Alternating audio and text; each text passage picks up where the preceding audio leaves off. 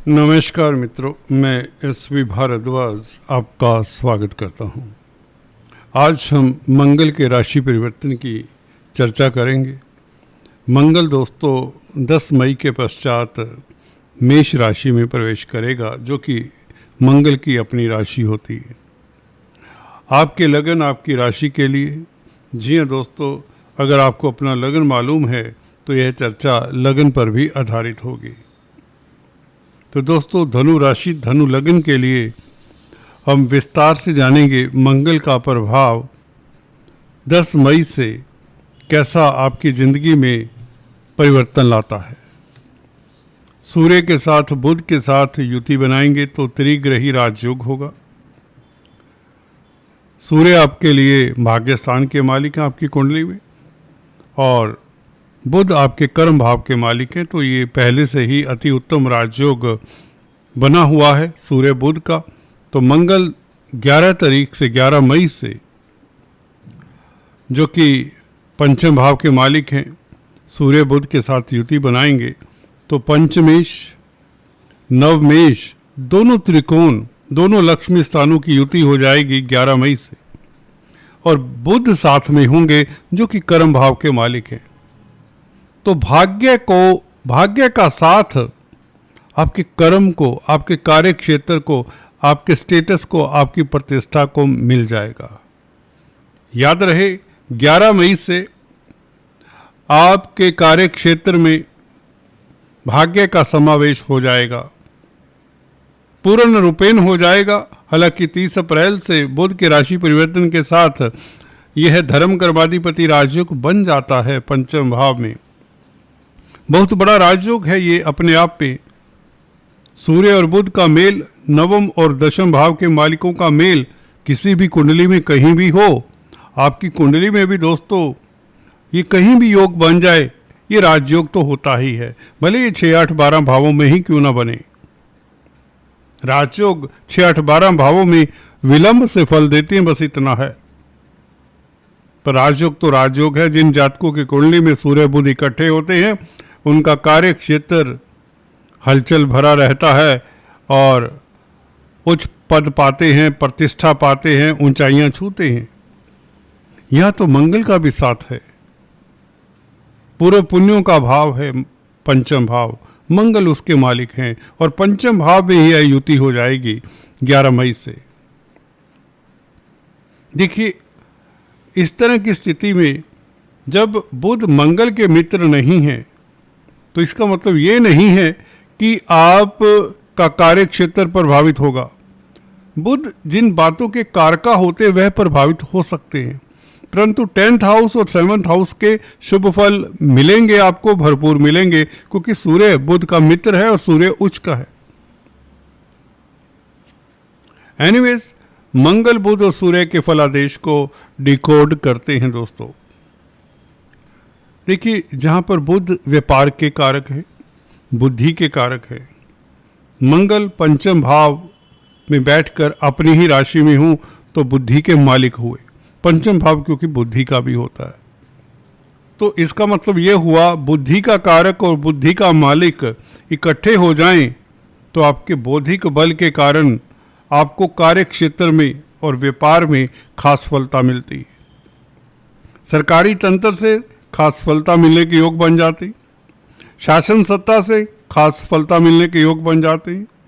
राजनीति में अगर आप शिरकत कर रहे हैं, राजनीतिक गलियारों में दोस्तों आपका नाम होगा, लोग आपकी भूरी भूरी प्रशंसा करेंगे। मंगल के परिवर्तन के साथ ही स्थितियां एकदम से उलट पुलट हो जाएंगी, आपके लिए सुखद हो जाएंगी। 100 बात की एक बात,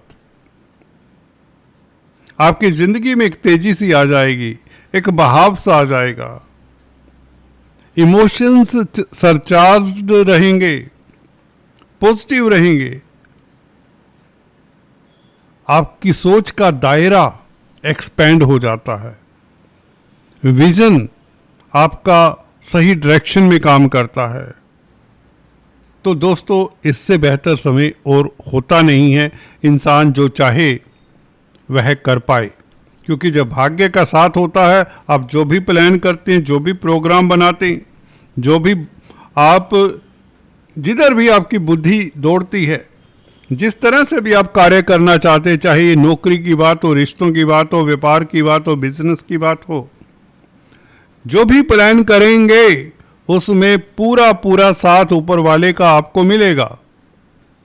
नियति का, नेचर का साथ मिलेगा, जिसे हम भाग्य कहें, जो भी कहें।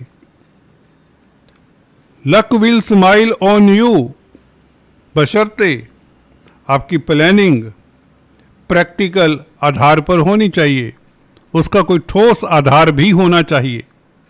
ये नहीं कि फौरी तौर से कच्ची प्लानिंग कर लें, परंतु प्लानिंग आपकी अच्छी होगी। देखें, अगर मंगल क्या हैं? बुद्धि स्थान के मालिक हैं। बुध के साथ, जो कि बुद्धि के कारक हैं, सूर्य आत्मा है। तो दोस्तों, आप में आत्मिक बल है, उच्च के सूर्य हैं। मंगल तो वैसे ही आपको पराक्रमी बनाने वाले, बौद्धिक बल की कमी नहीं है। तो आपकी जो भी प्लानिंग होगी अपने कामकाज को लेकर, आप उसमें सफल होंगे। कहने का मतलब, इस स्थिति में आप शत्रुहंता भी रहेंगे, क्योंकि जब आपकी प्लानिंग ही ठोस होगी तो शत्रु आपका कुछ बिगाड़ नहीं पाएंगे, क्योंकि शुक्र स्वग्रही हैं और शनि से दृष्ट हैं।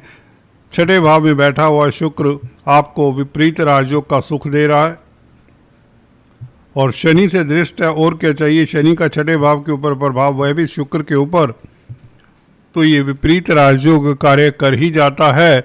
और गाहे बगाहे राहु को बोलना नहीं है दोस्तों, राहु आपके लिए रीढ़ की हड्डी का कार्य कर रहा है और दिसंबर तक यहाँ पर विराजमान रहेगा, जो आपको राजयोग देता है।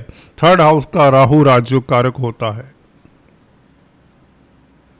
इसमें कोई किंतु परंतु नहीं। कोई भी राशि हो, थर्ड हाउस में राहु हो, तो वह ज़्यादातर मैंने देखा है व्यक्तियों को ऊंचाइयां दे देता है, क्योंकि यह पराक्रम का भाव है।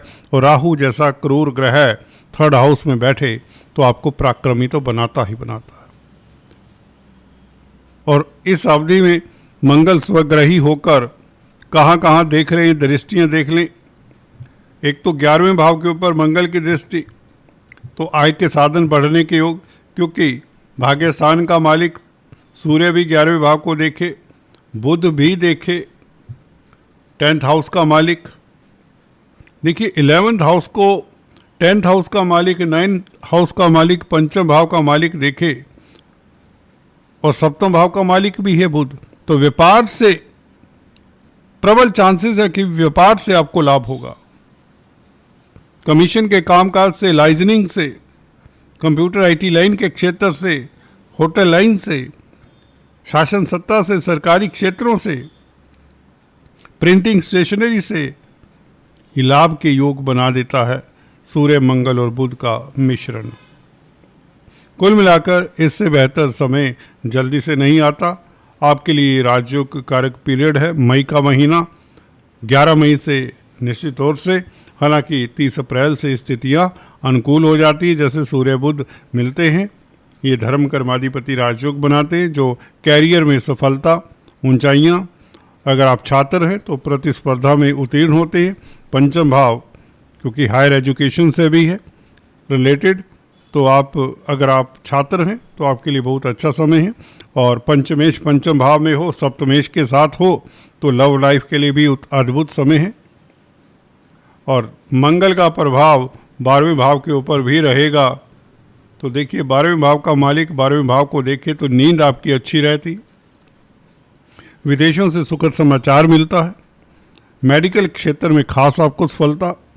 अगर आप डॉक्टर हैं, सर्जन हैं, तो आपकी शख्सियत में एक निखार सा आता है। और अगर आप सोशल वर्कर हैं तो भी आपको सफलता मिलती है। कहने का मतलब, आपके लिए यह योग बहुत अच्छा है। इस अवधि में आप निवेश करना चाहते हैं तो भी अच्छा आपको रिजल्ट मिलेगा उसका। कुल मिलाकर ये था मंगल का परिवर्तन। अगर आपने अभी तक सब्सक्राइब नहीं किया तो आपसे निवेदन है कृपया सब्सक्राइब कर लें। Thanks for watching this video. God bless you all.